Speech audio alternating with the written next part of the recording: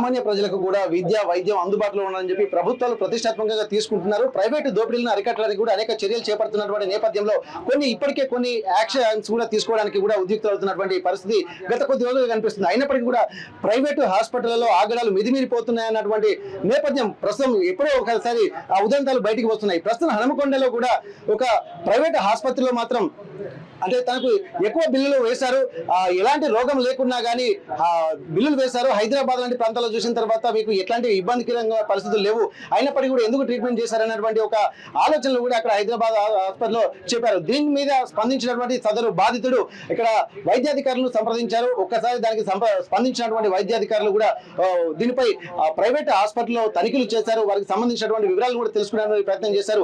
అసలు వారి విచారణలో ఏమేమి బయటపడ్డాయి ఒకసారి హనుమకొండ డిఎంఎన్హెచ్ఓ మనతో ఉన్నారు, ఒక్కసారి మనం వారితో మాట్లాడదాం. సార్, ఇప్పటి వరకు గత కొద్ది రోజులుగా చూసినట్టయితే ప్రైవేట్ హాస్పిటల్ కూడా చాలా కంప్లైంట్ వస్తున్నాయి, స్పందన కరువు అవుతుందని చెప్పి ప్రజలు కూడా అనుకుంటున్నారు. ఇప్పుడు మీరు తక్షణమే స్పందించినటువంటి పరిస్థితి కనిపించింది. ఇప్పుడు మీ విచారణలో అసలు ఏం జరిగింది వివరాలు ఒకసారి చెప్పండి సార్. స్పందన కరువు అనేది ఏ ప్రభుత్వ ఉద్యోగి దగ్గర ఉండదండి. కంప్లైంట్ చేసిన పరిస్థితి డేట్లలో సర్వసాధారణంగా పని ఒత్తిడి లేకపోతే వెంటనే స్పందిస్తాం. ఈయన మాకు 8వ తారీఖు 1వ నెల 2025లో ఇవ్వడం జరిగింది. నేను అంటే నిన్న కాకుండా ఇవాళ రావడం జరిగింది. సో ఈయన రాజు అనే అతను ఇక్కడ హాస్పిటల్లో తన కుమారుని అడ్మిట్ చేశాడు. చేసుకున్న 4 రోజుల తర్వాత అంటే శ్వాస సంబంధిత వ్యాధితోటి బాధపడుతుంటే అడ్మిట్ చేసుకున్నాడు. వైద్యం చేస్తున్నారు. వైద్యం చేసిన క్రమంలో రికవరీ అయినప్పటికీ కూడా కావాలని ఉంచుకొని డబ్బులు బాగా లాగారనే అపవాదము. సో అది దాని తర్వాత మేము క్లినికల్ ఎస్టాబ్లిష్మెంట్ యాక్ట్ ప్రకారము నియమ నిబంధనలు పాటిస్తున్నది లేని కూడా గమనించడం జరిగింది. సో ఇక్కడ 2 లోపాలు ఉన్నాయి. ఆ 2 లోపాల పైన అది టారిఫ్ అంటే పేషెంట్కు ఓపీ ఫీజులు కానీ ల్యాబొరేటరీ ఫీజులు కానీ ఇన్పేషెంట్ ఫీజులు కానీ టారిఫ్ అక్కడ డిస్ప్లే చేయాల్సి ఉంది. అది ప్రభుత్వ నిబంధనలు.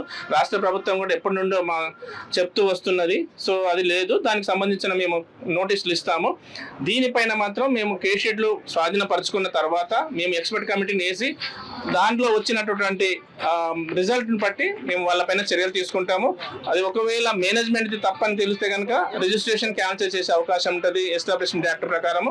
ఒకవేళ డాక్టర్ది కూడా తప్పని తెలిస్తే మేము తెలంగాణ రిజిస్ట్రేషన్కి సిఫారసు చేస్తాం. ఆ తర్వాత వాళ్ళు చర్య తీసుకుంటారు. సార్, గత కొద్ది రోజులుగా కోవిడ్ వచ్చిన తర్వాత శ్వాసకోశ వ్యాధులు ఎప్పుడు ఎవరికి వచ్చినా కానీ ఒక భయాందోళన మాత్రం వ్యక్తం చేస్తున్నారు. మళ్ళీ హెచ్ఎంపీ వైరస్ లాంటివి వచ్చినసరికి కూడా మళ్ళీ ఇబ్బందికర పరిస్థితులు, మళ్ళీ సీజనల్ వ్యాధులు కూడా దీనికి తోడయ్యేటువంటి అవకాశం ఉంటుంది. అట్లాంటప్పుడు ప్రతి చిన్నదానికి కూడా కొంత డాక్టర్లు కూడా ఉలిక్కి పడేలా చేసేటువంటి పరిస్థితులు కూడా ప్రైవేట్ ఆసుపత్రిలో కనిపిస్తున్నటువంటి సందర్భాలు కూడా అనేకం చూస్తున్నాం.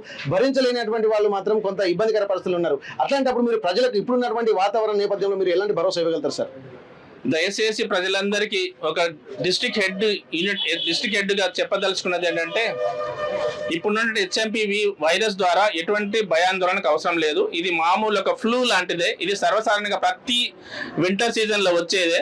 అది వ్యాధి నిరోధక శక్తిని బట్టి ఉంటుంది. అది సెల్ఫ్ లిమిటింగ్ కూడా దానంతటదే తగ్గిపోయే అవకాశం ఉంటుంది. కాకపోతే వృద్ధులు, చిన్నపిల్లలు ఇబ్బంది పడే అవసరం ఉంటుంది. కాబట్టి వాళ్ళు కొంచెం దూరంగా ఉండి వ్యక్తిగత పరిశుభ్రత పాటిస్తూ చేతులు ఎప్పటికప్పుడు కడుక్కొని మాస్క్ పెట్టుకొని ఉంటే ఎటువంటి ఇబ్బందులు ఉండవు. ఇప్పుడున్నటువంటి హెచ్ఎంపీ వైరస్ దగ్గర మన రాష్ట్రంలో ఎక్కువ కేసు కూడా నమోదు కాలేదు. దేశంలో కూడా దాదాపుగా అది నేను అనుకుంటున్నాను అక్కడిక్కడ మీడియాలో కానీ ప్రింట్ మీడియాలో వచ్చింది. కానీ ఇప్పుడు గత 2 రోజులుగా ఎటువంటి వార్తలు కూడా లేదు. నమ్మాల్సిన అవసరం లేదు. సార్, బెంగళూరులో బెంగళూరులో కూడా కేసులు నమోదైనట్టుగా తెలుస్తుంది. చిన్నపిల్లల్లో కూడా ఇది ప్రభావం చూపిస్తుందని చెప్పి స్పష్టంగా మీడియా తెలుస్తుంది. బయటకు విదేశాలకు వెళ్ళొచ్చినటువంటి వాళ్ళు కూడా జాగ్రత్తగా ఉండాలని చెప్పి సూచనలు చేస్తున్నారు.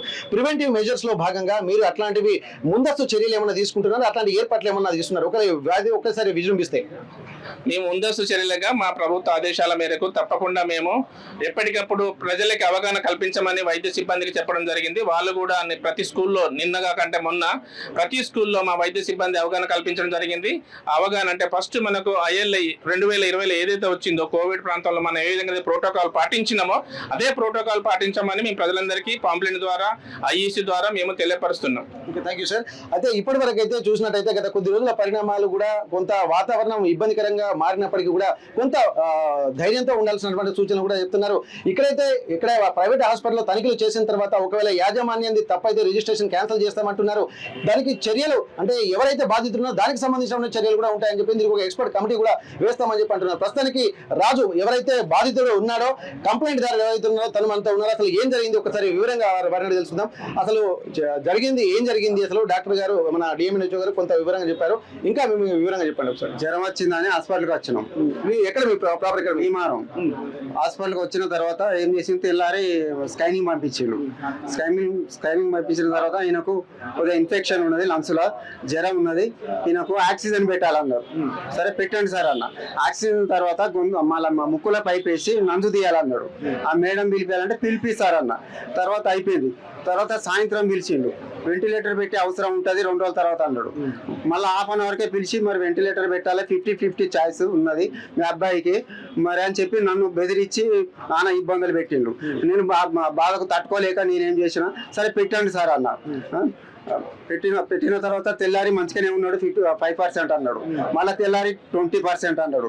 మళ్ళీ తెల్లారి 40% అన్నాడు.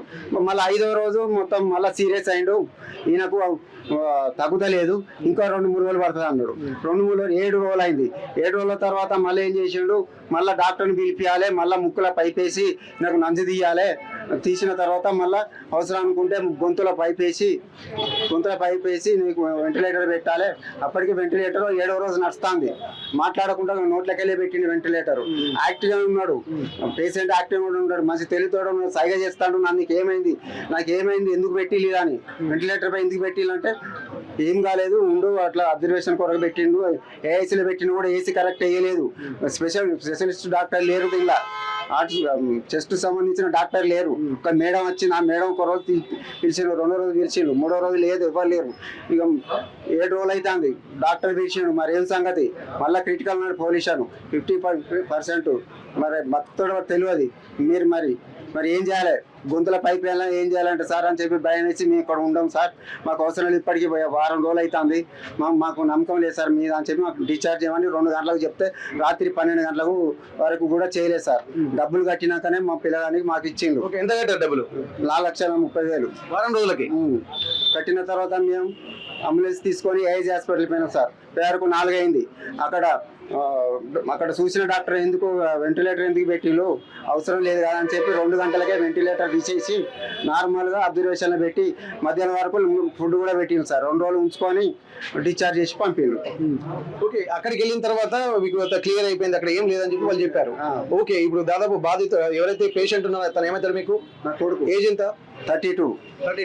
అంటే ఇప్పుడు మీకు అంటే ఛాతీకి సంబంధించిన డాక్టర్ ఎందుకు లేరంటారా? లేరు. ఒక సుజనా మేడం మాత్రం బయటికి వెళ్ళి పిలిపిస్తారు. ఇప్పుడు మీరు అక్కడికి వెళ్ళిన తర్వాత హైదరాబాద్ లో ట్రీట్మెంట్ ఎంత ఖర్చు అయింది?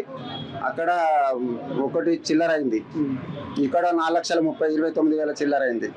ఇంకా మీరు రెండింటి పరిస్థితులు పరిశీలించారు కదా, అసలు మీరు ఏం డిమాండ్ చేస్తున్నారు?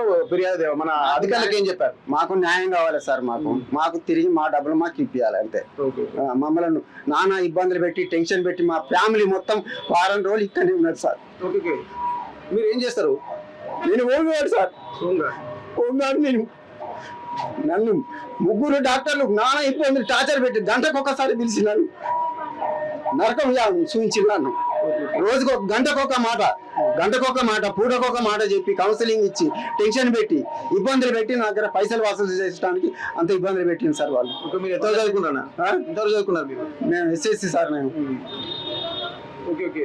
అయితే ఇక్కడ మనం గమనించాల్సింది ఏంటంటే బాధితుడు కొంత హోంగార్డ్ చేస్తున్నాడు. తను ఉన్నటువంటి పరిస్థితులు అంటే తను మాట్లాడే విధానాన్ని బట్టి కూడా అతను ఒక ఆసరాగా చేసుకున్నట్టుగా తెలుస్తుంది. కేవలం శ్వాస అంటే ఫ్లమ్ అంటే నంజు లోపల పేరుకోవడంతో దాన్ని తొలగించాల్సినటువంటి అవసరం లేదు. కానీ వారికి గంటకు భయాందోళనకు గురి చేసి వారం రోజుల పాటు 4 లక్షలకు పైగా వసూలు చేశారంటున్నారు. అప్పటికి కూడా భయాందోళనకు గురైనటువంటి నేపథ్యంలో అసలు ఇందులో డాక్టర్లు పల్మనాలజిస్ట్ ఉన్నాడా లేదా అన్నటువంటి ఒక ఆందోళన కూడా వ్యక్తం చేస్తున్నటువంటి పరిస్థితి.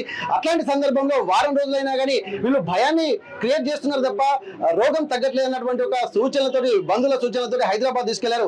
2 రోజుల్లోనే క్యూర్ అయి బయటకు వచ్చినట్టుగా బాధ్యత చెప్తున్నారు. అక్కడనేమో ₹1,00,000 అయింది, ఇక్కడనేమో 4 లక్షలు అయింది. అసలు ట్రీట్మెంట్ జరుగుతుందా లేదా హనుమకొండ ప్రైవేట్ హాస్పిటల్లో ఎట్లాంటి పరిస్థితులు ఉన్నాయనేది కూడా కళ్ళ కట్టినట్టుగా మనకు తెలుస్తుంది.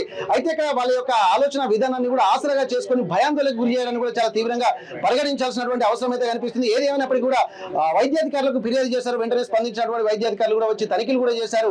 దీనికి సంబంధించి కూడా పూర్తిగా ముందు డిస్ప్లే బోర్డు కూడా లేదు. ఎందుకంటే ఓపీ ఎంత డబ్బులు కట్టాలన్నటువంటి కూడా డిస్ప్లే బోర్డు ఉంటే వచ్చినటువంటి పేషెంట్స్ కి హాస్పిటల్ యొక్క పరిస్థితి ఏందని తెలుస్తుంది. అంటే ఎఫోర్డబుల్ ఉందా లేదా, మేము డబ్బులు కడతామా లేదా అన్నటువంటి ఒక సూచన కూడా చేస్తారు. అట్లాంటప్పుడు హాస్పిటల్ అడ్మిట్ అయిన తర్వాత కౌన్సిలింగ్ కూడా చేయాల్సినటువంటి అవసరం ఉంది. ఆ వాతావరణం కూడా ఉందా లేదా అనేది కూడా ఇక్కడ స్పష్టంగా మనం గమనించాల్సినటువంటి అవసరం ఉంది. మొత్తం పరిశీలించినటువంటి డిఎంఎన్హెచ్ఓ గారు దానికి సంబంధించి ముందుకు కొన్ని ఈ ఫ్రంట్ ఆఫీస్ లోనే కొన్ని మెయిన్ ఇన్స్ట్రక్షన్స్ పాటించేటువంటి బోర్డులు కూడా లేకపోవడంతో ఇక్కడ నోటీసులు కూడా జారీ చేస్తామని చెప్పారు. ప్రతి సందర్భాన్ని కూడా ఇక్కడ ఉదహరించుకుంటూ వాళ్ళకు చెప్పినటువంటి పరిస్థితి. ఒకవేళ దోషులుగా మాత్రం తేలితే హాస్పిటల్ యాజమాన్యం దోషులుగా ఉన్నట్టుగా తెలిస్తే మాత్రం ఖచ్చితంగా హాస్పిటల్ రిజిస్ట్రేషన్ రద్దు చేస్తామని చెప్పి డిఎంఎన్హెచ్ఓ గారు చెప్తున్నటువంటి పరిస్థితి. హనుమకొండ నుండి కెమెరా పర్సన్ ఓంకార్తో వెంకటరత్నం, RTV వరంగల్. మరిన్ని వీడియోస్ కోసం ఛానల్ ని సబ్స్క్రైబ్ చేయండి. లేటెస్ట్ అప్డేట్స్ కోసం వాట్సాప్ ఛానల్ ఫాలో అవ్వండి. అండ్ లింక్ డిస్క్రిప్షన్ లో ఉంది.